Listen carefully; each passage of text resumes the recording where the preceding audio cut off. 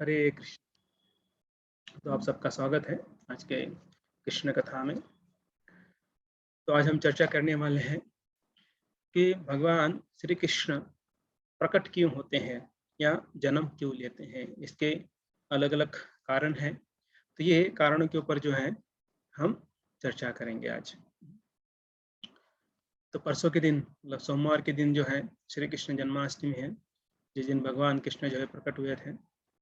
और पूरे विश्व में जो है ये बहुत ही बढ़िया तरीके से मनाया जाता है। तो हम देखेंगे कि भगवान आते क्यों है। तो आप में से बहुत लोगों को पता होगा कि भगवान क्यों आते हैं। कोई कुछ बताएंगे क्यों आते हैं भगवान? भगवान को आने की क्या जरूरत पड़ती है इस भौतिक जगत में?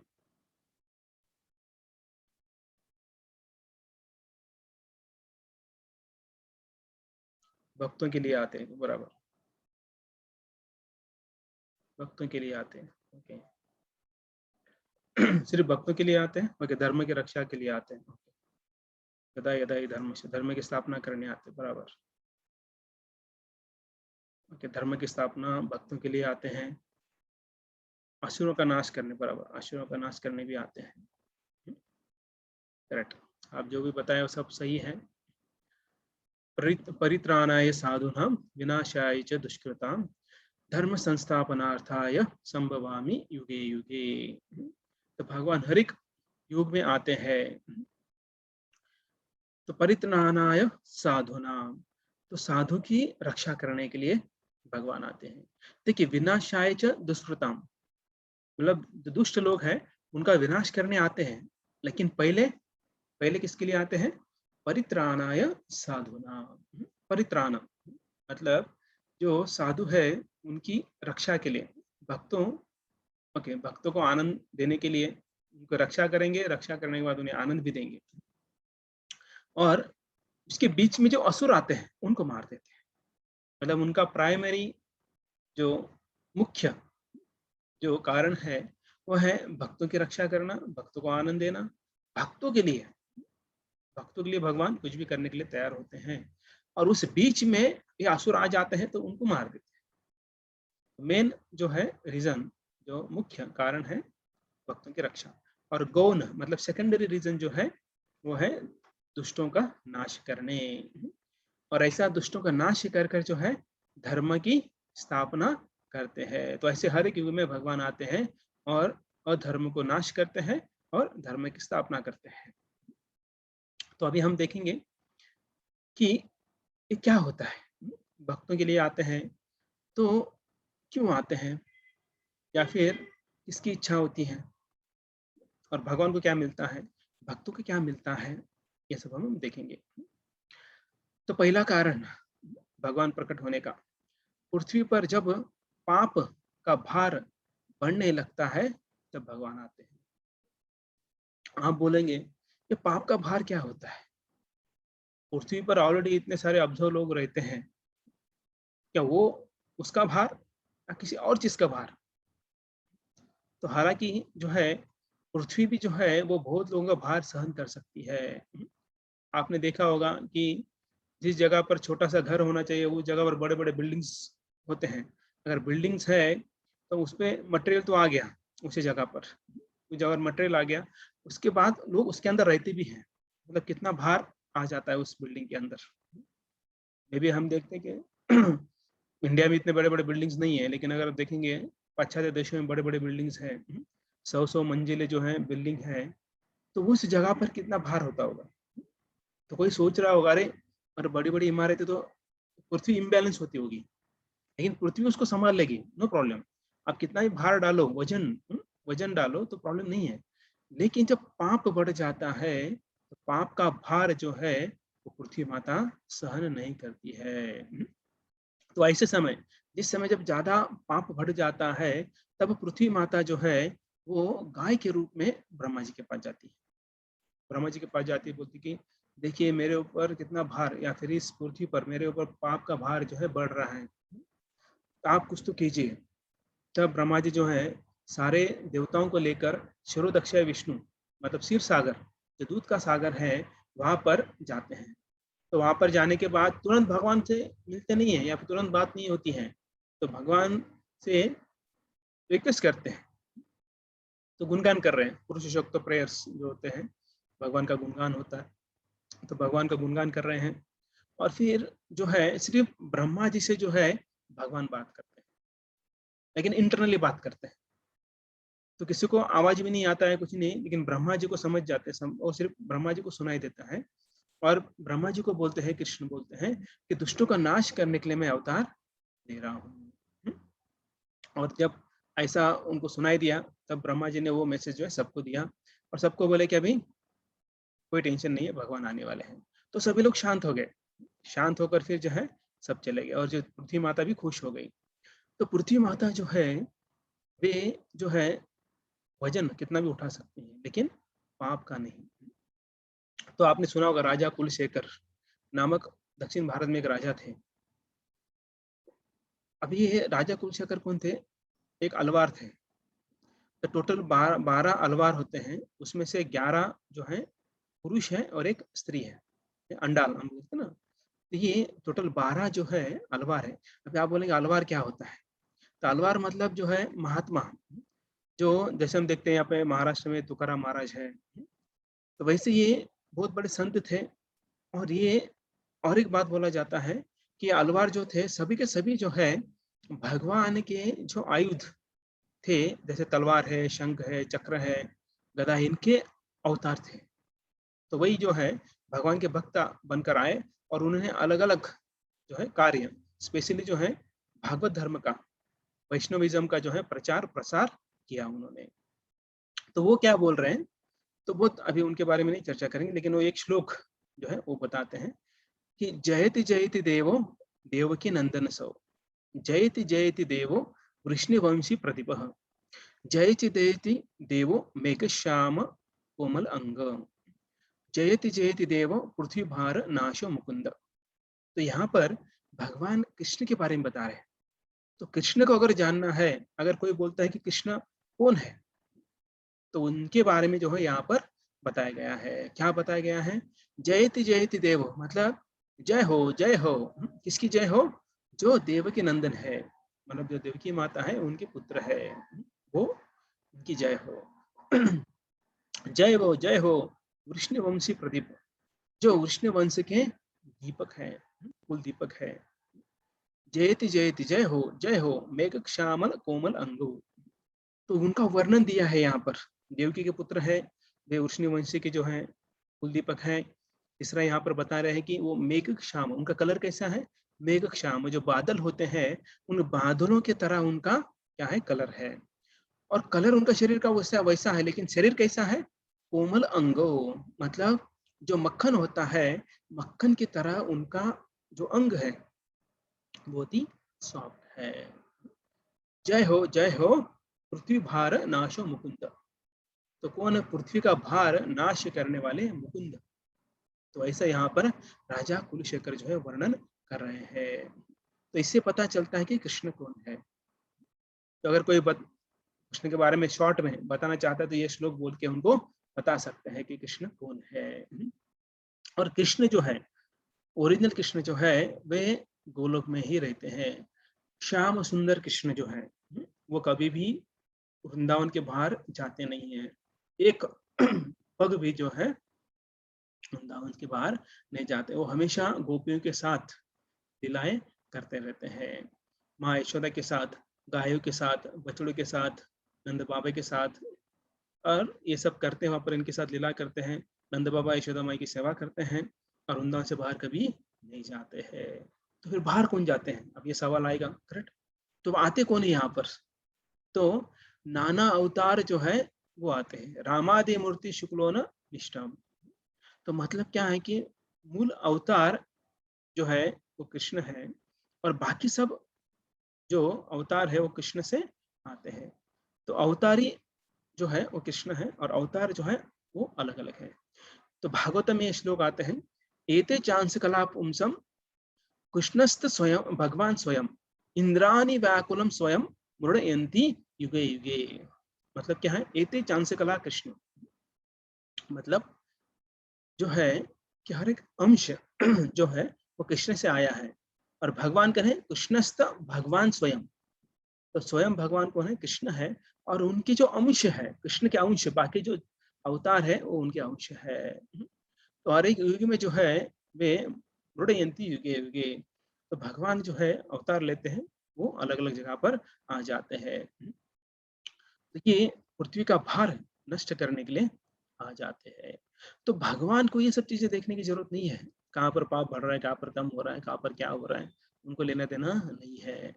उनका काम क्या है? बांसुरी बजाना। वो बांसुरी बजाते हैं, वो उसमें वो खुद आनंद लेते हैं और अपने भक्तों को भी आनंद देते हैं। तो ऐसे भगवान जो है कभी भी वृंदावन के बाहर नहीं जाते हैं। कृष्ण के अनंत अवतार हुए, अनंत अवतार लेते हैं, और क्योंकि अनंत ब्रह्मांड है, अनंत ब्रह्मांड नायक है, तो इसलिए अनंत अवतार लेते हैं, क्योंकि वो ब्रह्मांडों को ऊपर एक शासक जो है वो नियुक्त करते हैं, और वो शासक जो है वो वहां पर वो कार्यभार संभालता है। जैसे कोई फॉर एग्जांपल किसी के 100 कंपनियां हैं, तो वो अकेला तो नहीं मैनेज कर पाएगा, तो इसलिए क्या करते हैं, हर एक कंपनी में एक एक एमडी को रखा जाता है। और ये जो है, जो मालिक है, ये भी कहीं स्विट्जरलैंड में होगा, कहीं अमेरिका में, कहीं और जगह पर जो है एंजॉय कर रहा होगा। क्यों? क्यों एन्जॉय कर पा रहा है? क्योंकि उन्होंने 100 फैक्ट्रियों के ऊपर एक-एक एमडी को नियुक्त कर दिया है। तो वैसे ही भगवान कृष्ण जो है, जो श्याम सुंदर कृष्ण है, वो ऐसे ही करते हैं। तो ये जो है भगवान खुद आराम एन्जॉय करते हैं भक्तों के साथ, और बाकी सब मैनेजमेंट किसी और को दे देते हैं। तो इसलिए ब्रह्मा जी भी जो है, वो शिरोदक्षा विष्णु के पास गए।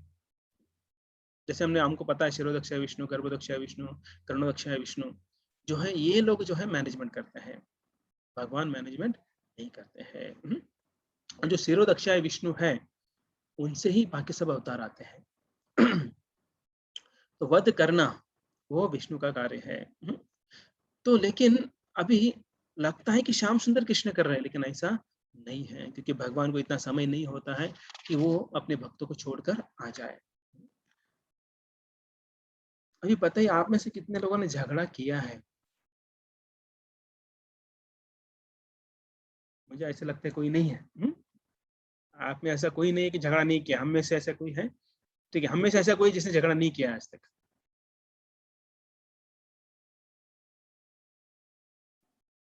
कोई नहीं है, है ना?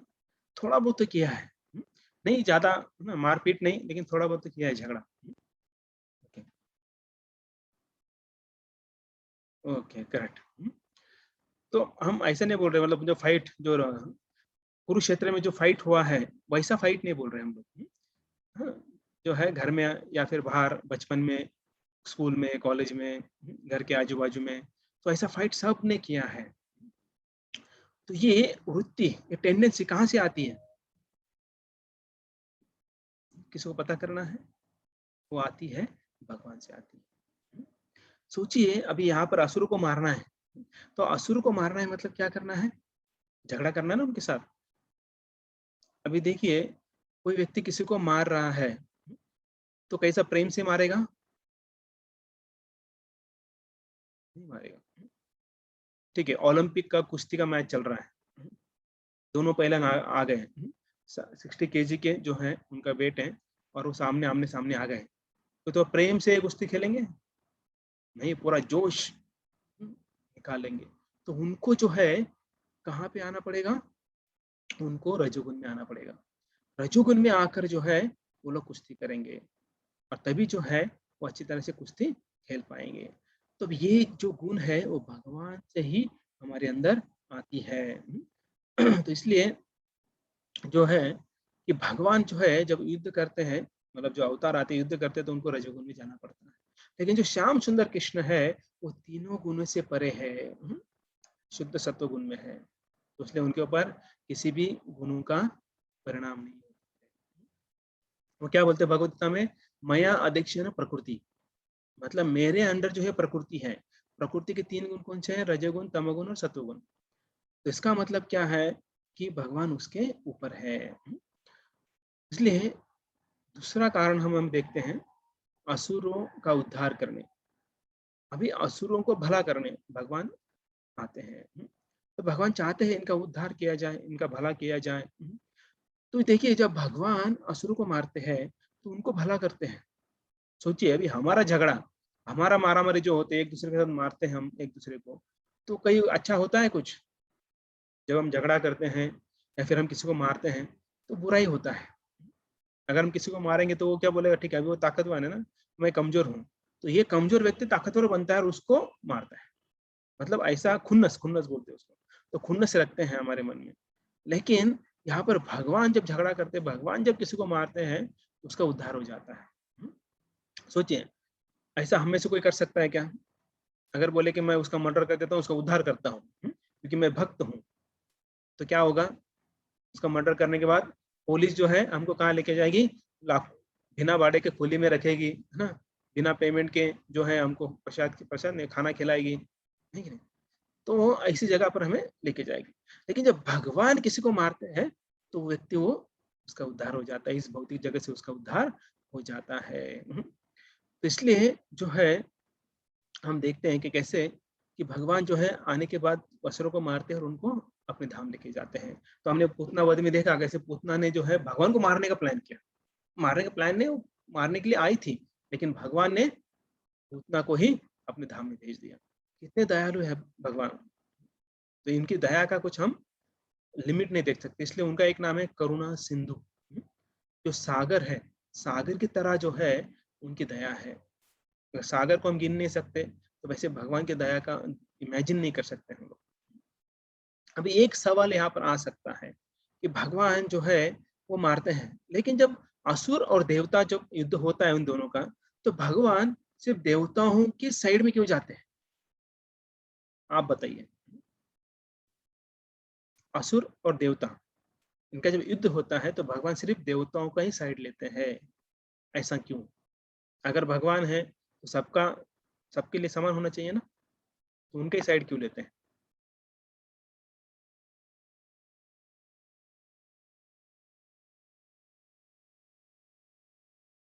कर देवता धर्म का पालन करते हैं। ओके, देवता मिक्स डिवोटीज बोल सकते हैं। भगवान के सच्चे भक्त होते हैं, मिक्स डिवोटीज बोल सकते हैं उनको। उनका सुनते हैं भगवान, भगवान का देवता सुनते हैं। तो देवता, सुर और असुर, देवता भगवान के शरण में, करेक्ट, भगवान के प्रतिनिधि है, करेक्ट, प्रतिनिधि है। जब भी प्रॉब्लम आ जाए तो उनके शरण में जाते हैं, भगवान के प्रतिनिधि, करेक्ट। तो जब भी कुछ समस्या आती है, जैसे जो देवता है भगवान की शरण में जाते हैं, वैसे ही भक्त को अपने गुरु की शरण में जाना चाहिए। जब भी कुछ समस्या आते हैं, कुछ भी हम करते हैं, तो हमें उनके शरण में जाना चाहिए, उनको बोलना चाहिए, उनके साथ हमारा आदान-प्रदान होना चाहिए। तो ये देखिए, अभी भगवान से आदान-प्रदान तो नहीं कर सकते हैं, लेकिन आगे जाकर हमें करना है। जब हम गोलोक जाएँगे, तो हमें वहाँ पर कभी न कभी जो है भगवान के साथ आदान-प्रदान करने का मौका मिलेगा। तो तब वो ट्रेनिंग जो है वहाँ पर तो नहीं देंगे, वो ट्रेनिंग हमको इधर ही लेकर जाना पड़ेगा। तो इसलिए जब हम आदान-प्रदान करते हैं, गुरु के साथ, भक्त के साथ, तो वही आदान-प्रदान वहाँ पर हम अच्छी तरह से कर पाएँगे। तो भगवान जो है वो पार्शियलिटी नहीं करते हैं। तो अभी यहाँ पर देखते हैं कि जो असुर है वो भगवान के सुर में सुर नहीं मिलाते हैं, इसलिए भगवान बोलते ठीक है भाई तुम्हारी इच्छा। लेकिन जो सुर भगवान के सुर में सुर मिलाते हैं वो है सुर मतलब देवता। तो भगवान बोलते हैं ठीक है, नो प्रॉब्लम, आप मेरे शरण में आए तो मैं आपकी मैं रक्षा करना मेरा जो है कर्तव्य है। तो इसलिए हम देखते हैं कि भगवान की सबसे बड़ी लीला जो है नरसिंह लीला है। बहुत बड़ी लीला है। पूरा कैंटो में अगर देखेंगे 7वां स्कंद, तो उसमें पूरा नरसिंह लीला ही दिया है। नरसिंह लीला मतलब प्रहलाद महाराज के साथ-साथ भगवान नरसिंह देव का भी जो है वहाँ पर वर्णन दिया गया है। तो भगवान बोलते हैं समोहम सर्वभूतेषु न द्वेषेस्तु न प्रियम। क्या बोल रहे हैं कि मैं सब भूतों के लिए मतलब सब जीवात्मा के लिए मैं समान हूँ। समोहम सर्वभूतेषु, और मेरे लिए जो है सभी प्रिय। मैं किसी से, मेरे लिए ना प्रिय है, ना मैं किसी का द्वेष करता हूँ। मतलब आई एम न्यूट्रल। भगवान सबके लिए न्यूट्रल, जो जीवात्मा है उनके सबके लिए न्यूट्रल है। लेकिन भगवान ये भी बोलते हैं कि मेरे पास आएँगे तो मैं थोड़ा टाइम दूँगा ही दूँगा। अगर मेरे पास नहीं आएँगे तो मैं ज़बरदस्ती आपको तकलीफ नहीं देना चाहता हूँ। तो ऐसे ही भगवान जो है बोलते हैं। तो कुंती महारानी जो है, जो भगवान की बहुत बड़ी भक्त हैं, तो वो बोलती है, ए कृष्ण, आपके लीला जो है बहुत अद्भुत होते हैं, बहुत आश्चर्यकारक होते हैं, कोई उसे समझ नहीं सकता है कि भगवान है ऐसे। भगवान की लीला इतना जल्दी समझ में नहीं आता है। लगते हैं साधारण मनुष्य के लिए, मनुष्य जैसे। भगवान जब आते हैं इस भौतिक जगत में, जब कृष्ण आए हैं, तो वो साधारण मनुष्य के लिए, मनुष्य की तरह वो दिखते हैं, लगते हैं, और लोग भी उन्हें समझ बैठते हैं, लेकिन ऐसा नहीं है। तो भगवान जो है कभी पक्षपात नहीं करते हैं। जैसे एक पिता जो है अपने दोनों पुत्रों को अच्छा बुरा दोनों सिखाते हैं, अच्छी तरह से वो प्रेम करते हैं, वैसे ही भगवान जो है वो अपने जो जीवात्मा है, उनके सभी जो है पुत्र हैं, संतान है, तो उनके साथ भगवान अच्छा व्यवहार ही करते हैं। लेकिन अभी ये जो है बच्चे के ऊपर है, वो कैसा आदान प्रदान करते हैं। देखिए, इस संसार में अगर हम देखते हैं, माता पिता दुष्ट पुत्र को थप्पड़ मारते हैं। अगर बच्चा जो सुनता नहीं है, कुछ गलती करता है, शैतानी करता है, तो माता पिता थोड़ा लगा देते हैं, लेकिन इसका मतलब नहीं है कि उसके वैरी है। जो माता पिता उसके दुश्मन नहीं है। तो वैसे ही राजा जो होते हैं, राजा का भी कर्तव्य होता है। शास्त्र में आता है, राजा का कर्तव्य, जो खूनी व्यक्ति होता है उसे दंड मिलना चाहिए। जिसने खून किया है तो उसे मृत्युदंड देना चाहिए, तुरंत। ज्यादा सोचना नहीं चाहिए। उसको बाकी सब खिलाना नहीं चाहिए। जैसे ही उसको पता चल गया इसने खून किया है, मर्डर किया है, तो उसको तुरंत मृत्युदंड देना चाहिए। क्यों? क्योंकि उसकी अच्छी गति होगी। जब व्यक्ति वो दंड प्राप्त करता है, तो उसका अगला जन्म जो है वो अच्छा गति मिलेगा। क्योंकि अभी है ना, एक खून किया है, अगर ज्यादा करते हैं तो उसे और ज्यादा करना पड़ेगा। अगर मृत्युदंड नहीं दिया जाता है तो उसे नरक जाना पड़ेगा। तो इसलिए जो हम देखते हैं कई कई जगह पर ऐसा वर्णन, मतलब है, था पहले ऐसा। अभी आजकल तो उसे जला दिया लोगों ने, उस ग्रंथ को ही जला दिया। तो उससे जो है क्या होगा, उसका उद्धार होगा। तो देखिए, साधारण सरकार अगर पापी व्यक्ति का अच्छा कर सकता है, तो भगवान कितना अच्छा करेंगे, ये सोचिए। ठीक है ना, सरकार अभी थोड़ी हम देखते हैं कि रूल्स में चेंज किए हैं, लेकिन फिर भी जो व्यक्ति गलत करता है उसे दंड दिया जाता है। तो साधारण सरकार इतना कुछ कर सकती है, तो भगवान कितना क्या नहीं कर पाएंगे। ये दूसरा कारण था। तीसरा कारण जो है, भगवान कृष्ण जो है असुरों की इच्छा पूर्ति करते हैं। अभी आप बोलेंगे अरे भक्तों की इच्छा पूर्ति करते करते, लेकिन असुरों की भी इच्छा पूर्ति करते हैं। अभी अभी थोड़ी देर पहले हमने चर्चा किया, बुरा हो या अच्छा हो, दोनों जो है एक ही पिता के पुत्र है, माता पिता के। तो फिर भी थोड़ा झगड़ा करेंगे, थोड़ा माता पिता डांटेंगे, लेकिन फिर भी माँ क्या करती है, उसको डांटते डांटते गाली देते देते खिलाती, बोले खा, गिड़ून घे 2 घास। गुस्से में ऐसा बोलेगी, है कि नहीं, बोलती कि नहीं ऐसे माता कभी बोलती है। लेकिन इसका मतलब ये नहीं कि उसको देती नहीं है। पिताजी मना करते कभी कभी, बोले इसको भूखा ही मारो, लेकिन माँ क्या चुपके से वो जो है लाकर देती, बोला बेटा खा, तेरे पापा पिताजी नहीं है तो खा ले। और तो इसका मतलब क्या है कि माता पिता जो है वो बच्चे को प्रेम ही करते हैं।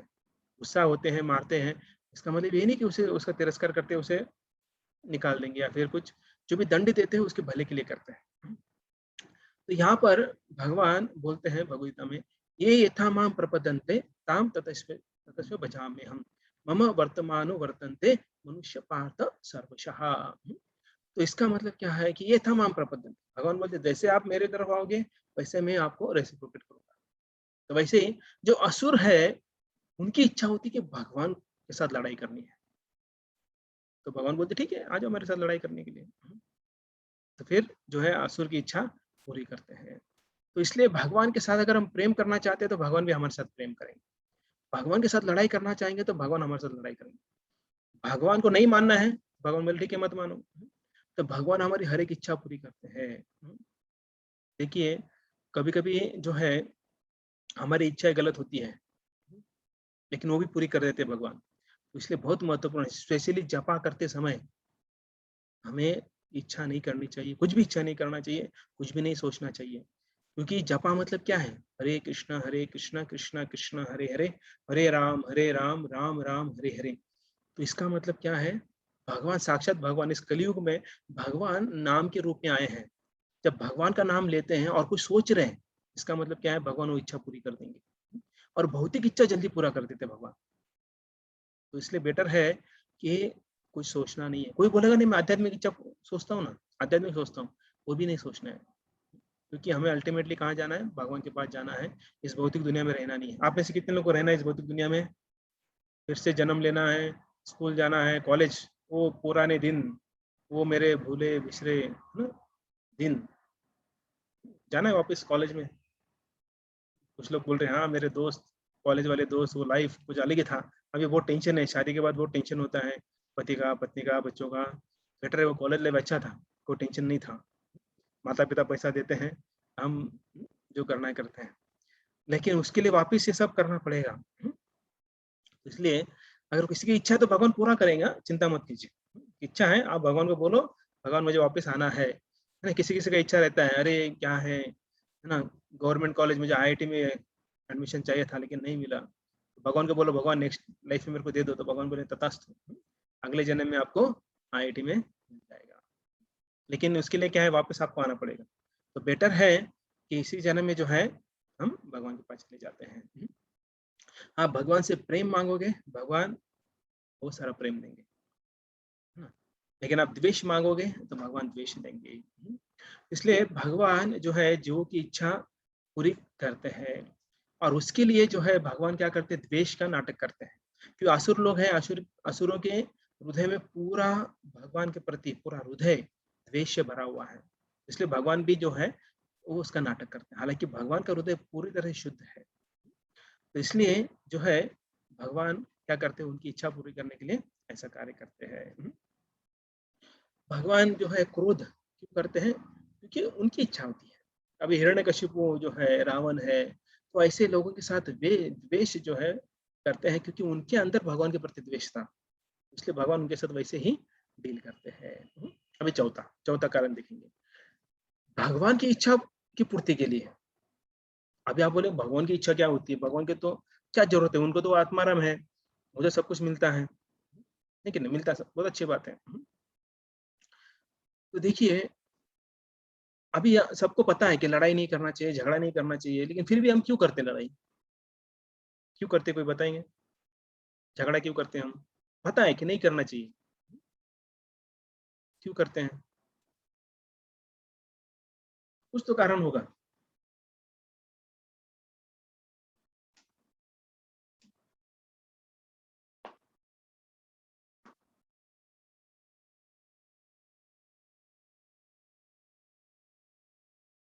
करेक्ट, हम एक दूसरे के विचारों से सहमत नहीं होते हैं, उसके लिए झगड़ा करते हैं, डोमिनेट करने का प्रयास करते हैं।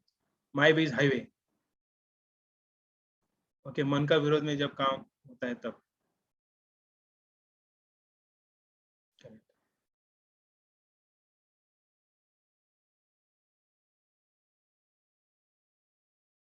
हमारी इच्छा पूरी नहीं होती,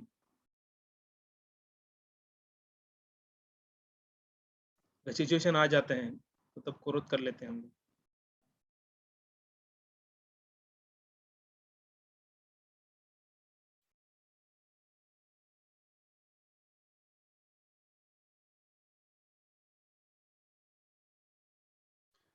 तो भगवान जो है उनकी इच्छा होती है लड़ाई करने की, तो अभी लड़ाई तो वहां पर तो नहीं करेंगे। अभी भगवत धाम में जो है लड़ाई तो नहीं कर सकते हैं, तो भगवान के वीर्य रस जो होता है उसका अनुभव करना है, तो वहां पर नहीं कर सकते, तो बेकार जाना है, भौतिक जगत में आना है। तो भौतिक भौतिक जगत में आना है, उनकी लड़ाई करना है, तो उनके साथ वैसा ही जो है पावरफुल व्यक्ति चाहिए। तो इसलिए भगवान क्या करते हैं, अपने पार्षदों को ही यहाँ पर भेज देते हैं और उनके साथ लड़ाई करते हैं। जैसे जय विजय को क्या करते हैं, बोलते तुम हिरण्यकश्यप बन जाओ, फिर मैं आता हूँ अवतार लेके, फिर हम लड़ाई करेंगे। तुम रावण कुंभकर्ण बनो, मैं आ जाता हूँ। तो वैसे जब भगवान जो है अपने पार्षदों को भेजते हैं और उनके साथ लड़ाई करते हैं और फिर वापस जाते हैं, तो भगवान जो है इसका आनंद भी जो है वो लेते हैं। देखिए आप में से कितने लोग डेली भिंडी की सब्जी, चपाती, है ना, मूंग का दाल और राइस खाते डेली, महीने के 30 दिन? कोई नहीं खाता। ठीक है, 30 दिन है, अगर आपको कंटिन्यू 4 दिन दिया, भिंडी की सब्जी, चपाती, जो भी रोटी है, 4 दिन दिया, तो बोर होंगे नहीं होंगे? होंगे ना। करेक्ट। तो कुछ तो चेंज चाहिए। करेक्ट। तो ऐसे भगवान भी बोर हो जाएंगे ना, हर दिन प्रेम ही करना है, हर दिन प्रेम ही करना है, तो कभी झगड़ा भी कर लेते हैं। इसलिए जो राधा और कृष्ण है, तो हम देखते हैं प्रेम की लीला भी होती है, लेकिन कभी-कभी कृष्ण रूठ जाते हैं या कभी राधा रानी रूठ जाती हैं। इसलिए मान लीला, तो मान लीला करते हैं भगवान, राधा रानी को मनाते हैं। जो मान मंदिर है वृंदावन में, जब आपको हम जाएँगे तो आपको लेके जाएँगे मान मंदिर में। तो वहाँ पर कृष्ण जाते हैं और राधा रानी को मनाते हैं। तो देखिए पति-पत्नी होते हैं घर में, तो अभी शादी के बाद, है ना? जो भी है 10 साल, 20 साल, 25 साल जो भी हुआ है, तो सब लोग आप प्रेम से रहे हो, कभी रूठे नहीं हो किसी से? वैसा होता ही नहीं है। तो होता है क्योंकि वो आप भी बोर हो जाएँगे, डेली क्या प्रेम करना है? थोड़ा झगड़ा भी कर लेते हैं कहीं-कहीं, या फिर कभी बहुत डेली झगड़ा होता है, कभी-कभी प्रेम भी कर लेते हैं। तो ऐसा दोनों होता है। तो ये रस जो है अलग-अलग प्रकार के, वो रस जो है भगवान यहाँ पर पाना चाहते हैं।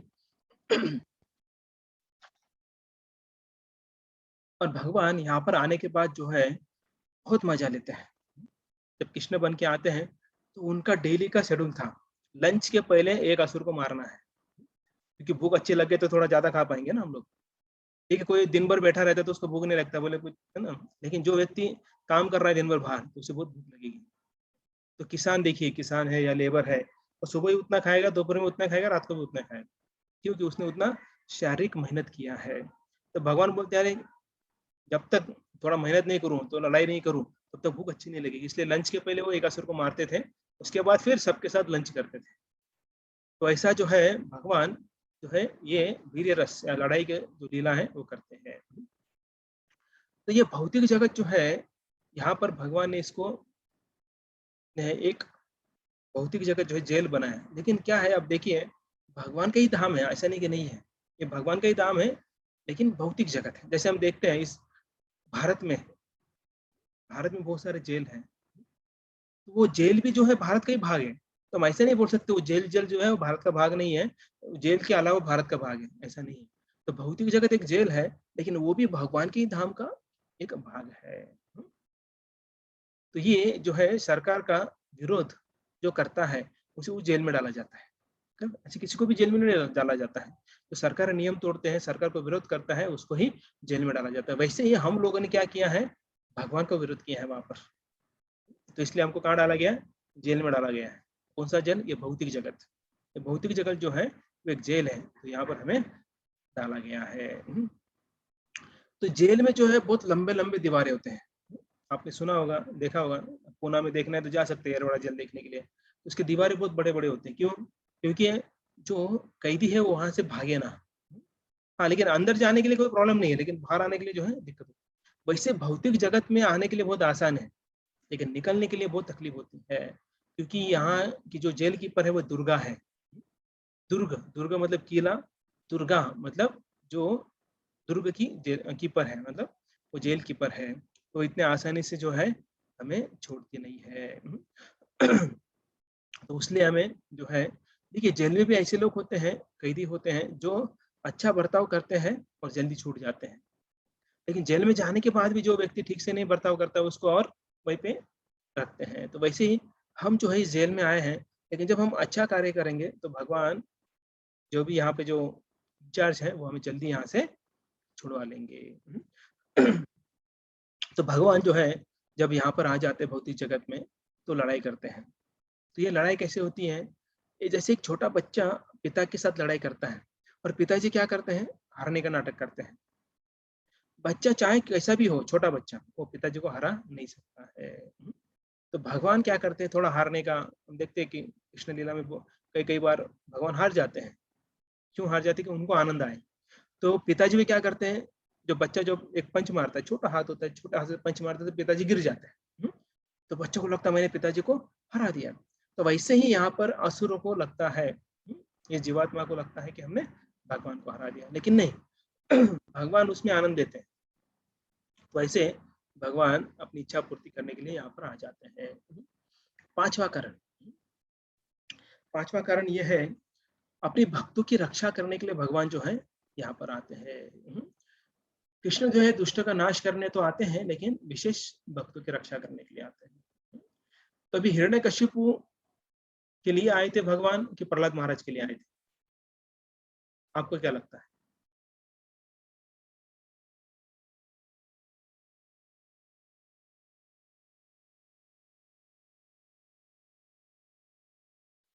प्रहलाद महाराज के लिए आए, करेक्ट।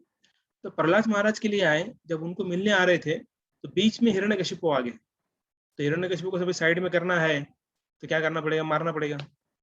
तो भगवान जो है उनका जो गोल होता है वो है भक्त होते हैं, लेकिन बीच में अगर ऑब्स्टेकल्स आएंगे तो भगवान क्या करते हैं, उसको साइड में कर देते हैं और आगे जाते हैं।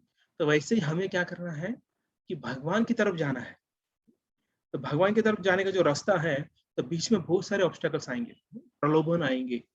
तो कभी कभी ऐसे प्रलोभन होते हैं कि बोलते ये सही लगता है हमको, ऐसे भी प्रलोभन आते हैं हमारे जीवन में, इसके बारे में कभी हम चर्चा करेंगे। ऐसे भक्तों के भी जीवन में प्रलोभन आते हैं, लेकिन दिखते समय वो भक्तिमय लगता है, लेकिन वो ठीक नहीं होते हैं, ठीक है।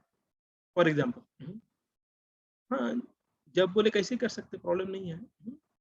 हम सोते सोते कर सकते हैं, टीवी देखते कर सकते हैं, मोबाइल देख के कर सकते हैं, जब तो करना है, मुख से तो बोल रहे हैं। तो ऐसा भी जो है हमारा दिमाग क्या करेगा, हमें फंसाने का प्रयास करेगा। तो ऐसे प्रलोभन को हमें जो है क्या नहीं करना है, हमको घास नहीं डालनी है, मतलब वो प्रलोभन से हमें दूर रहना है। तो असुर का वध करना तो कृष्ण की शक्तियां जो है वही कर सकते हैं।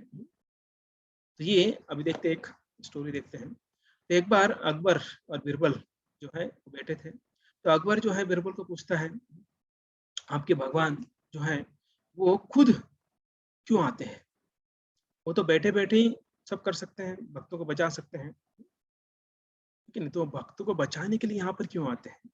तो जब ऐसा पूछते हैं तो बीरबल बोलते ठीक है, समय आने पर हम बताएंगे आपको। आप सबको पता है आगे और बीरबल की स्टोरी सबने सुनी है। तो बीरबल जो है बहुत कम बार जो है तुरंत उत्तर देते हैं, और ऐसा बहुत बार होता है। जनरली क्या है, जब तक वो प्रसंग नहीं आता है, वो स्थिति नहीं आती है, तब तक हमें भी समझ में नहीं आता है। बहुत बार जो है गुरु बोलते हैं, सीनियर बोलते हैं कि ऐसा नहीं करना चाहिए, लेकिन हम तब हमारा बुद्धि नहीं चलती है, हम बोलते ठीक है देख लेंगे, कुछ नहीं होता है, कर लेंगे। करते हैं, जो जब ऐसा स्थिति आ जाता है जीवन में, तब जो है हमें, तब डिफिकल्ट सिचुएशन में हमें समझ में आता है। फिर वो सिचुएशन ऐसा आ जाता है कि तब हमें समझ में आता है कि जो बोला था वो सही था। तो ये एक दिन जो है पिकनिक के लिए जो है जा रहे थे। अकबर जो है अपने पोते के साथ, पोते को लेकर जो है नाव में बैठे थे। और एक नाव नहीं था, बहुत सारे नाव थे, क्योंकि राजा है तो राजा के साथ बाकी भी नाव होते हैं, सैनिक थे। और जिस नाव में राजा, रानी और पोता बैठे थे, उसी नाव में जो है बीरबल भी बैठे थे, क्योंकि बीरबल बहुत ही उनका नजदीकी था।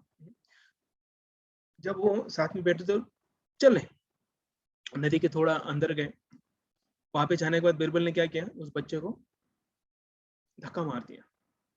धक्का मारने के बाद जो अकबर है तुरंत जंप मार देते हैं उस नदी के अंदर, और तुरंत उस बच्चे को उठा कर लेके आ जाते हैं और चिल्लाने लगते, बोले अकबर, बीरबल तुम पागल हो गए क्या, बच्चों को ऐसा ढकेल दिया तुमने, क्यों किया ऐसा।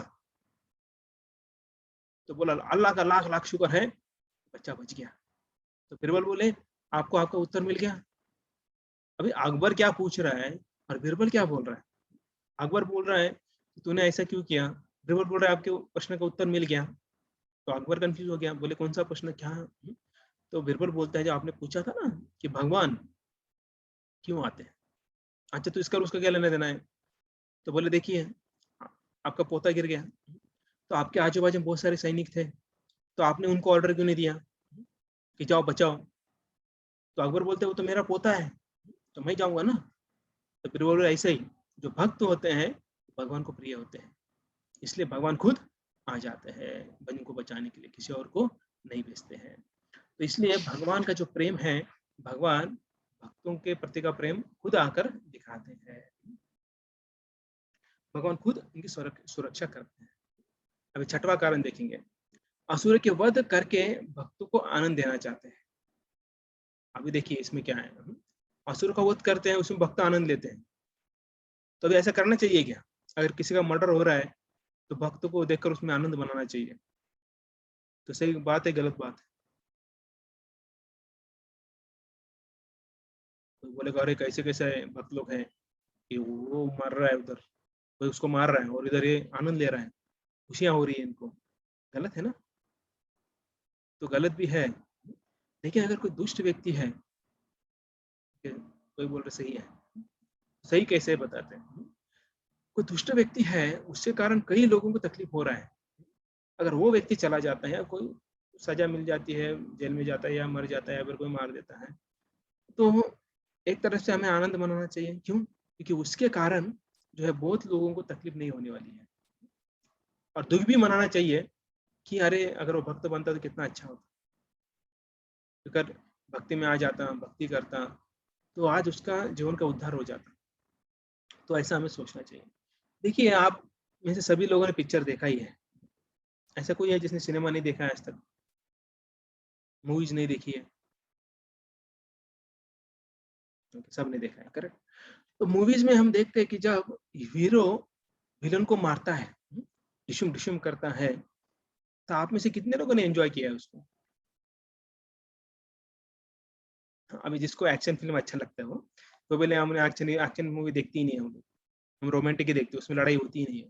हाँ, अगर आपने देखा है एक्शन, उसमें जब हीरो हीरो जो है विलन को मारता है, तो आनंद लेते हैं कि नहीं लेते हैं? तो इसका मतलब क्या है? कोई को तो हमने देखा है कि लोग जो सीटी मारते हैं ज़ोर-ज़ोर से और कोई को तो इतना ये हो जाता है, वो यहाँ से चिल्लाता है। उस जहाँ पे बैठा है जो मूवी हॉल में, वहाँ से चिल्लाता है, बोले और मारो उसको और मारो उसको, ऐसे चिल्लाता है। अभी वो इसका चिल्लाना उसको सुनाई देगा क्या? नहीं सुनाई देगा, लेकिन वो कैरेक्टर में घुस जाता है पूरा। क्यों घुस जाता है? क्योंकि उसको आनंद मिल रहा है। तो ये ऐसे ही भगवान क्या करते हैं, भगवान रियल हीरो है और यहाँ पर जो असुर है, उनको मारते हैं। जब भी भगवान जो है असुर को मारते हैं, तो उनके जो मित्र है, वो मित्र क्या बोलते हैं, "जय हो, जय हो, जय हो" ऐसा जो है कृष्ण का गुणगान करते हैं और वो आनंद लेते हैं। तो भगवान जो है असुरों को मारकर अपने भक्तों को आनंद देने के लिए इस भौतिक जगत में आते हैं। सोचिए इस भौतिक जगत के हीरो होते हैं। उनको क्या बोलते हैं, फ़िल्मी सितारे। तो देखिए फ़िल्मी सितारे एक्चुअली पता नहीं क्यों बोलते हैं, जो स्टार होते हैं, जो आकाश में होते हैं, तो कभी भी ऐसा नहीं होता कि अरे ये स्टार 10 थे, अभी 10 साल बचपन में 10 देखा था, अभी मैं देख रहा हूँ कि 2 ही है। ऐसा कभी नहीं होता है, वो 10 के 10 ही रहेंगे वापस। लेकिन ये फ़िल्मी सितारे जो है, लोग बोलते हैं तथाकथित फ़िल्मी सितारे, लेकिन वो सितारे जो है, कभी गायब हो जाते पता ही नहीं चलता।